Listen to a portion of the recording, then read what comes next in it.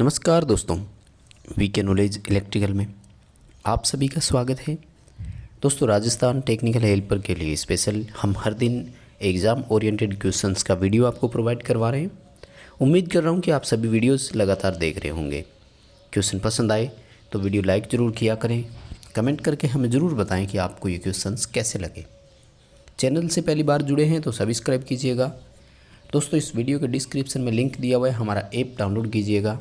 App में test series भी उपलब्ध है और कंप्लीट पेड कोर्स भी। आइए आज के क्वेश्चन से शुरू करते हैं और नंबर 1 सवाल आपकी स्क्रीन पर है। दोस्तों, क्वेश्चन आपको हो सकता है कि आसान लगे,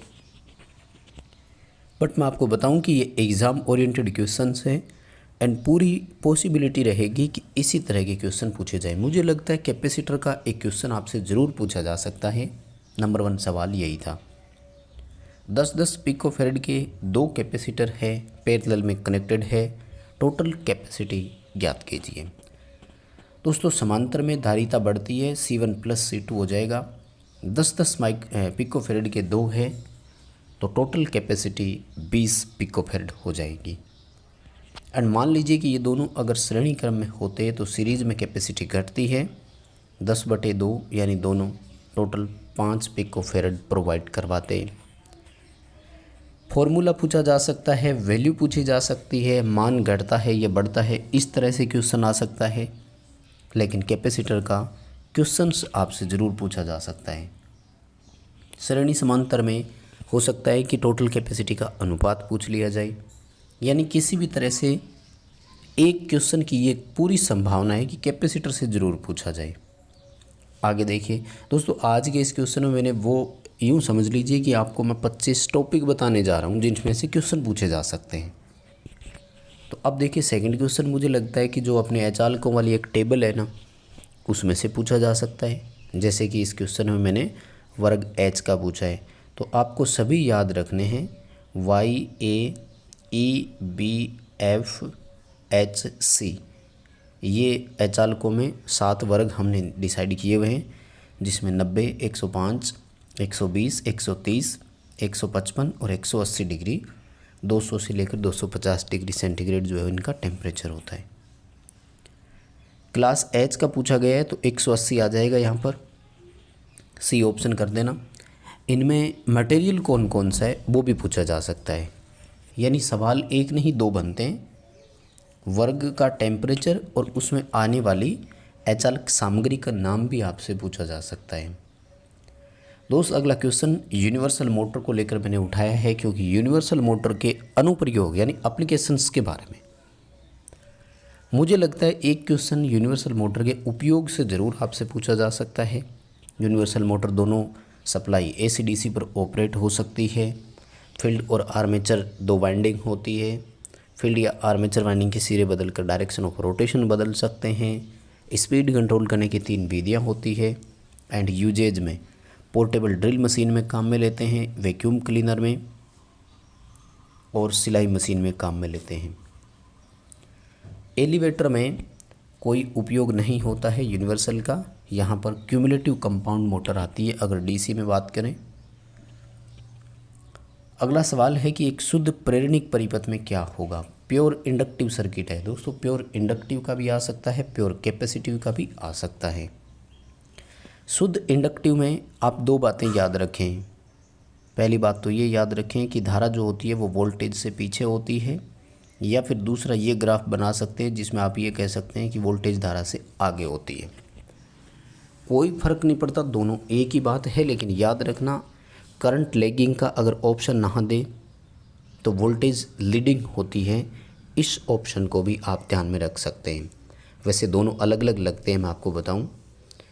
ये जो ग्राफ है नंबर 1 आप देख रहे हैं, ये ग्राफ समांतर में बनाया जाता है, क्योंकि समांतर में वोल्टेज कांस्टेंट रहता है, या यूँ कहें कि समान रहता है VL, VC, VR सब का।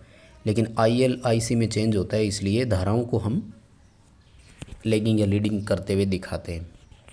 ये जो नंबर 2 ग्राफ आप देख रहे हैं ये बनता है सीरीज सर्किट में, क्योंकि सीरीज सर्किट में धारा का मान IL, IC, IR सब बराबर रहते हैं, तो फिर हम VL, VC को आगे या पीछे दर्शाते हैं। खैर इतना डीप कोई नहीं पूछेगा कि सीरीज़ RL सर्किट के लिए सही कनेक्शन कौन सा है या सही वेक्टर कौन सा है, आप तो याद रखें बस। धारा 90 डिग्री पीछे तो वोल्टेज 90 डिग्री आगे। जो 2 ऑप्शन आपको मिले कर देना। जहाँ तक अब मुझे लग रहा है सी ऑप्शन ही होगा, धारा वोल्टेज से 90 डिग्री पीछे होगी। अगला सवाल है कि जब एक सर्किट रेजोनेंट होता है उस समय इंडक्टिव रिएक्टेंस तो कैपेसिटिव रिएक्टेंस के बराबर हो जाता है, क्योंकि XL और XC बराबर होते हैं। फिर ऐसी कंडीशन में IL और IC भी बराबर होंगे, VL और VC भी बराबर होंगे। सर्किट चाहे सीरीज हो चाहे समांतर हो, कोई फ़र्क नहीं पड़ता, सारे घटक बराबर होंगे। फेज अंतर 0 डिग्री होगा, परिपथ का पावर फैक्टर इकाई होगा, प्रतिघाती शक्ति का मान 0 होगा। अगला सवाल, लेड एसिड बैटरी में कितने सेल श्रेणी क्रम में संयोजित है यदि बैटरी की धारिता 100 एम्पियर आवर और 12 वोल्ट मानी जाए। दोस्तों वैसे तो लेड एसिड सेल जब फुली चार्ज होता है तो 2.2 वोल्ट इसकी वोल्टेज मानी जाती है। फिर भी अगर कंपेरेटिवली याद करें तो इस तरह की क्वेश्चन में आपको 2 वोल्ट मानते हुए करना है और 6 सेल उत्तर कर देना है, ठीक है, क्योंकि कम से कम देखो 6 सेल है, इससे कम ऑप्शन ही नहीं है। बी उत्तर कर देना। 6 सेल जो है वो हमें श्रेणी क्रम में संयोजित करने हैं। लगभग 12 वोल्ट हमें लोड पर आराम से इजीली प्राप्त हो जाएगी। अगला सवाल है कि 100 हर्ट्ज फ्रीक्वेंसी पर धारितीय प्रतिघात यानी कैपेसिटिव रिएक्टेंस 100 ओम है तो 50 हर्ट्ज फ्रीक्वेंसी पर इसका मान क्या होगा। दोस्तों कैपेसिटिव रिएक्टेंस में से भी क्वेश्चन पूछे जाने की पूरी संभावना है, आप इसे अच्छे से याद करें। XL का मान ज्ञात करवा सकते हैं, जबकि XC में से ऐसे ही कोई आपसे वो क्वेश्चन पूछेगा। एंड देखो हम सब जानते हैं कि कैपेसिटिव रिएक्टेंस फ्रीक्वेंसी के इन्वर्सली प्रोपोर्शनल व्युत्क्रमानुपाती है। फ्रीक्वेंसी को हमने 1/2 किया है तो XC 2 गुना हो जाएगा, यानी जब फ्रीक्वेंसी घटकर आधी होगी तो धारितीय प्रतिघात बढ़ करके 200 ओम हो जाएगा। सी ऑप्शन के साथ हम इसमें जाएंगे। अगला सवाल दोस्तों स्टार डेल्टा का है, तो एक क्वेश्चन मुझे लगता है स्टार डेल्टा में लाइन करंट वोल्टेज इन सब का सवाल हो सकता है। डेल्टा में फेज वोल्टेज 240 वोल्ट दिए, लाइन वोल्टेज पूछा था, तो डेल्टा में फेज वोल्टेज लाइन वोल्टेज बराबर होती है, नो डाउट। स्टार में करंट बराबर होती है। डेल्टा में अगर करंट का रिलेशन पूछे तो लाइन करंट जो है वो फेज करंट से √3 गुना अधिक होती है। इसी तरह से स्टार में अगर वोल्टेज पूछे तो √3 × Vp जो है वो स्टार के लिए हो जाएगा। खैर अभी हमारा यहाँ पर डी ऑप्शन रहेगा, 240 वोल्ट आएगा, क्योंकि लाइन वोल्टेज फेज वोल्टेज जो होती है वो एक समान या एक बराबर होती है। अगला जो क्वेश्चन है वो ट्रांसफार्मर में है कि 3 फेज सप्लाई से 2 फेज सप्लाई प्राप्त करने के लिए सबसे सूटेबल कनेक्शन कौन से है। 3 फेज से 2 फेज या 2 फेज से 3 फेज प्राप्त करने हो तो दोस्तों इसे स्कॉट कनेक्शन कहते हैं। इसी का दूसरा नाम TT कनेक्शन होता है। इसमें 2 सिंगल फेज ट्रांसफार्मर का उपयोग होता है। एक ट्रांसफार्मर को मेन ट्रांसफार्मर कहा जाता है, दूसरे ट्रांसफार्मर को टीजर ट्रांसफार्मर कहा जाता है। टीजर ट्रांसफार्मर में मेन ट्रांसफार्मर की प्राइमरी की अपेक्षा 0.866 टर्न रखे जाते हैं, यानी अगर मेन ट्रांसफार्मर की प्राइमरी में 1 टर्न है तो टीजर ट्रांसफार्मर की प्राइमरी में 0.866 टर्न होंगे। मेन ट्रांसफार्मर की प्राइमरी के 50% भाग से एक टेपिंग निकलती है जो टीजर ट्रांसफार्मर की प्राइमरी को सप्लाई प्रोवाइड करवाती है। अभी डी ऑप्शन के साथ जाएंगे। 3 फेज से 2 फेज प्राप्त करने तो स्कॉट कनेक्शन। दोस्तों ट्रांसफार्मर के जो विशेष कनेक्शन होते हैं ना, like tertiary winding, VV bank और स्कॉट कनेक्शन एंड एक और कौन सा रह गया, 4 विशेष इंटर स्टार। तो इन चारों विशेष संयोजन में से मुझे लगता है कि आपसे एक क्वेश्चन जरूर पूछा जा सकता है। अगला सवाल मैं बेसिक इलेक्ट्रॉनिक्स से उठाया दोस्तों, और पूछा है कि 3 संयोजकता वाली इम्प्योरिटी कौन सी है। तो देखो टोटल आपको याद रखना है, 3 संयोजकता वाली भी है, 5 संयोजकता वाली भी है और 4 संयोजित तो फिर अपने सिलिकॉन, जर्मेनियम और वो अर्धचालक टोटल है ही। 3 संयोजकता वाली होती है दोस्तों इंडियम, गैलियम, बोरोन, एल्यूमिनियम। 5 संयोजकता वाली अपनी कौन कौन सी है, एंटीमनी और बिस्मथ। इसमें आ जाएगा आपका आर्सेनिक, ठीक है, और सिलिकॉन, जर्मेनियम, सेलेनियम, कार्बन, इन सब में 4 होते हैं। देखो क्वेश्चन को ज़रूर एक दूसरे से रिलेट करके जोड़ें। 3 संयोजकता वाला ज़रूरी नहीं है, 5 संयोजकता भी पूछ सकते हैं। फिर देखो इनका उपयोग कब करते हैं। 3 संयोजकता वाले का डोपिंग तब करेंगे जब पी टाइप मटेरियल बनाना हो। 5 संयोजकता वाले का तब उपयोग करते हैं जब हमें एन टाइप एक्सट्रिंसिक मटेरियल बनाना हो। अगला सवाल है कि निम्न में से किस मीटर का उपयोग डीसी पर नहीं कर सकते। दोस्तों इंस्ट्रूमेंट में से तो क्वेश्चन आना ही है। पूरी संभावना है चाहे कुछ भी हो, और जनरली यूजेज, अवमंदक प्रणाली, डिफ्लेक्टिंग टोरक, पैमाना कैसा होता है, ज़्यादातर इसी के बारे में होंगे, या फिर एम्पीयर मीटर, वोल्ट मीटर के न्यूमेरिकल के बारे में हो सकता है। डीसी पर उपयोग नहीं कर सकते तो वो है अपना इंडक्शन टाइप मीटर, क्योंकि इसको हम केवल एसी पर उपयोग कर सकते हैं। अगर सवाल होता कि किसका उपयोग केवल डीसी पर कर सकते हैं तो आपको ए ऑप्शन के साथ जाना था। परमानेंट मैग्नेट, मूविंग कॉइल केवल डीसी पर काम में लेंगे। मूविंग आयरन और डायनमोमीटर की खास बात है कि एसी डीसी दोनों पर उपयोग अपन इनको कर सकते हैं। खैर अभी डी उत्तर करना है। इंडक्शन टाइप इंस्ट्रूमेंट आएगा जो केवल एसी पर ही काम में लगता है, डीसी पर नहीं। अगला सवाल दोस्तों शंट जनरेटर के एक न्यूमेरिकल का मैंने बनाया है। काफ़ी अच्छा क्वेश्चन मुझे लगता है और सिंपल सवाल है तो पूछा भी जा सकता है। डीसी जनरेटर 250 वोल्ट पर 10 एम्पियर करंट जो है वो लोड को देता है। फील्ड का प्रतिरोध 50 ओम है, तो आर्मेचर की करंट ज्ञात करें। शंट जनरेटर में आर्मेचर करंट ज्ञात करने के लिए लोड करंट और शंट फील्ड करंट को जोड़ना होता है। देखो लोड करंट 10 एम्पियर है, शंट फील्ड करंट दी नहीं तो V/R SH से कैलकुलेट कर देंगे। वोल्टेज का मान 250 वोल्ट है, 50 ओम प्रतिरोध है, तो करंट आया 5 एम्पियर।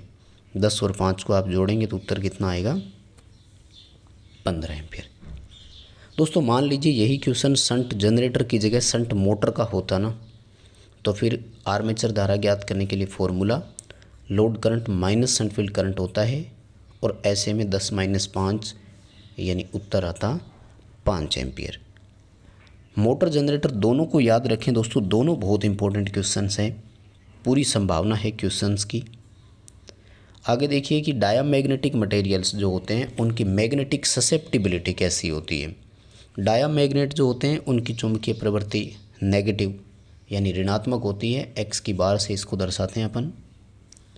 पेरा और फेरो दोनों की जो है वो धनात्मक होती है।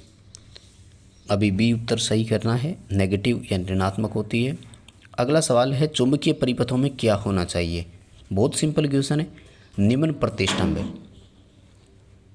रिलक्टेंस जो है वो कम से कम होना चाहिए चुंबकीय परिपथों का।